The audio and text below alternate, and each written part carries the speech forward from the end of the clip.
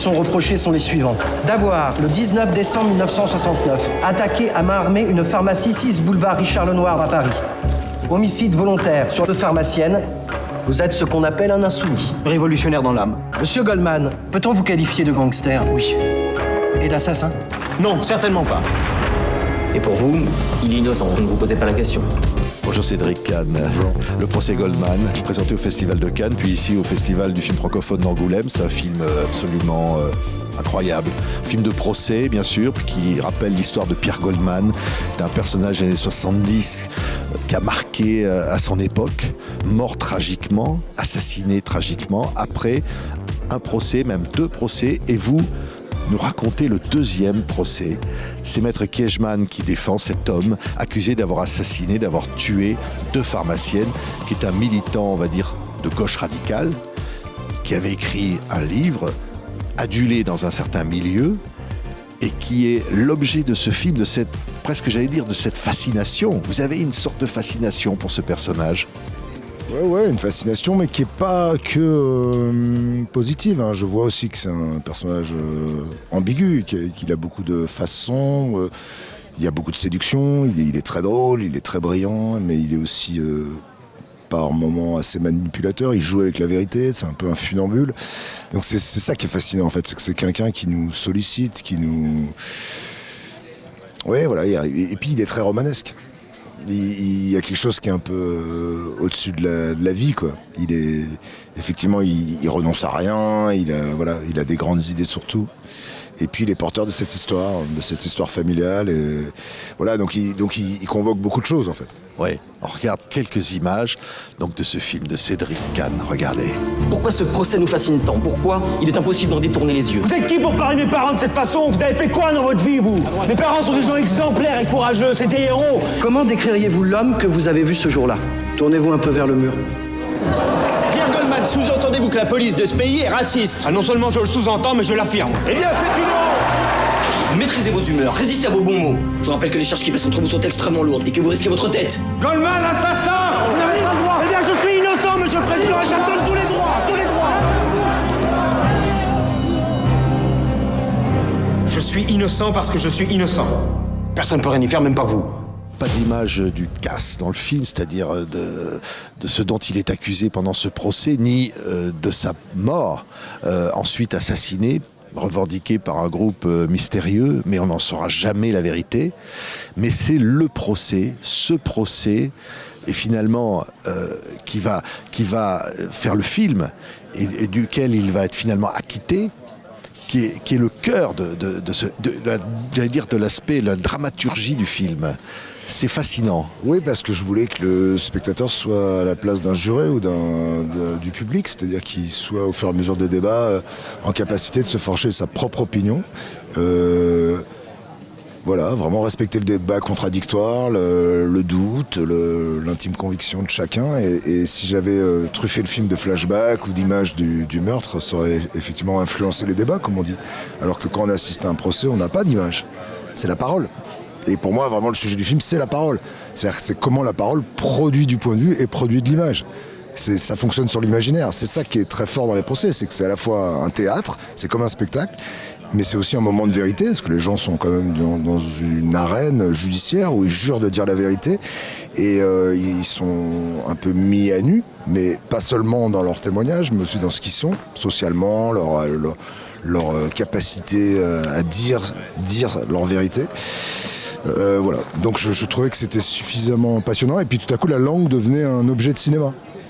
Au lieu qu'on ait recours à la musique, aux images, à la mise en scène, au mouvement de caméra, tout à coup c'est la parole qui crée, qui devait fabriquer du cinéma. Oui, c'est absolument incroyable. Alors c'est vrai, le spectateur assiste à ce procès à travers le film.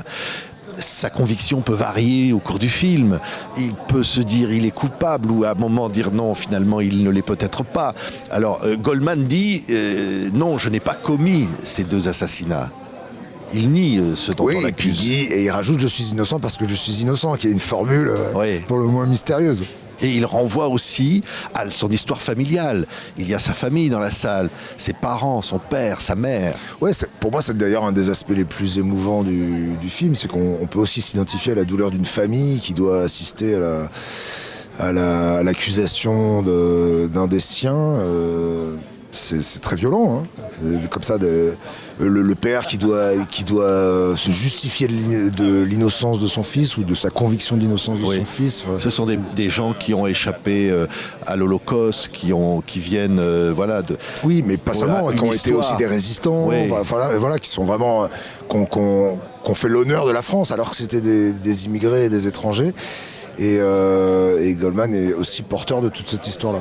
Oui, on voit dans la salle, Jean-Jacques Goldman, son demi-frère, vous le représentez avec un comédien. Jean-Jacques Goldman, personnalité préférée des Français. Plus consensuel que Pierre Goldman. Qui porte cette histoire, on l'imagine, avec lui, avec une grande discrétion.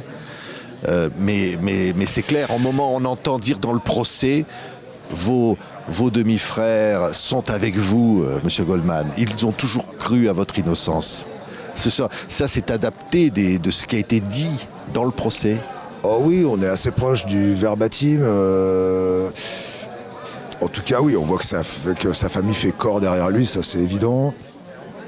Jean-Jacques Goldman est représenté avec ses frères et sœurs et ses parents. C'est-à-dire que voilà, c'était quand même impossible de ne pas le mettre. Ça aurait été presque une erreur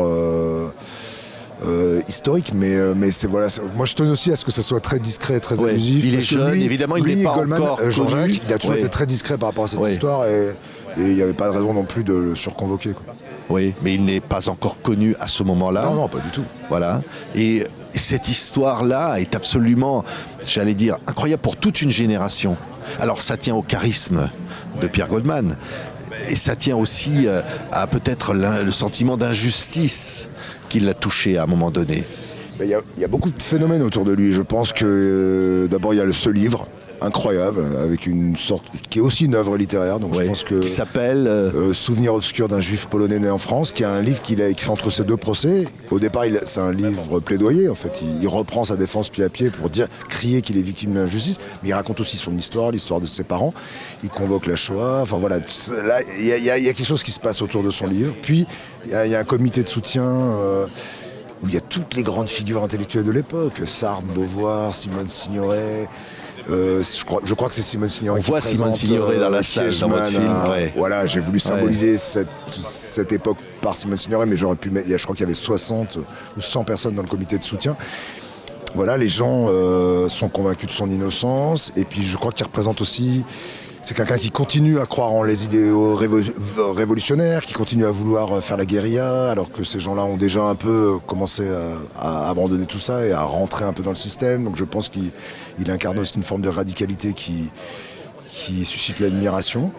Et voilà, et les gens ont visiblement envie qu'il soit innocent. Il n'est pas question qu'il soit coupable. Mais on a l'impression même qu'il ne cherche pas à séduire pour dire qu'il est innocent. Et c'est pourtant, ça. il séduit énormément. Oui, parce qu'il a des jeux de mots et des punchlines incroyables. Il a un humour dévastateur. Il est punk. Hein. Il a quelque chose d'assez rock comme personnage. C'est-à-dire qu'il va toujours comme ça flirter un peu avec la provocation. Qui cherche à fuir.